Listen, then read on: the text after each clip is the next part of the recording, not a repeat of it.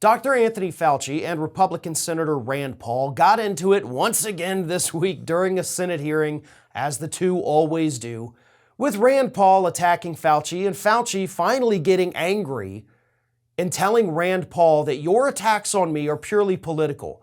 You're doing this so that you can raise more money, and of course, your attacks against me are leading to death threats against me and my family. He called Rand Paul out right there on the Senate floor.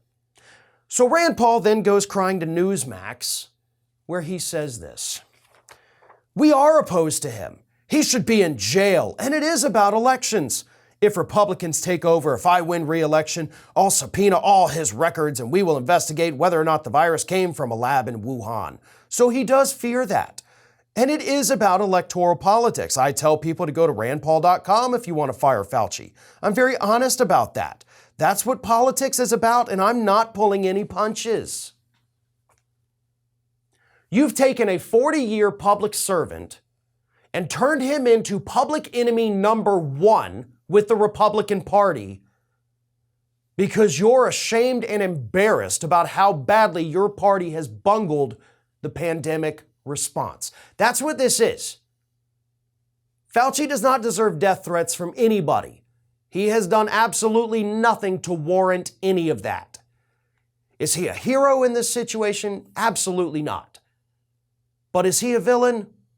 Definitely not. But Republicans like Rand Paul had to turn him into one. One, because as Paul admits himself, it's great for fundraising. He's making a ton of money getting people angry at this man who, again, has been in this position for 40 years, but nobody cared or paid attention to him till right now because Republicans made him famous. They did this. They created this. And they only created it because of how bad Trump's response to the pandemic was in the first year of this. Had everything gone smoothly, had Trump done what the experts had been telling him to do, nobody would know who Anthony Fauci is today. We wouldn't even care. Rand Paul would have to find another boogeyman to use as his enemy to fundraise against. But this created the perfect opportunity. They shift the blame. They try to say, oh, China created this and Anthony Fauci personally wrote him the checks for it. This conspiracy theory, by the way, has been widely debunked over the last couple years. And I guess we're going to have to continue to debunk it.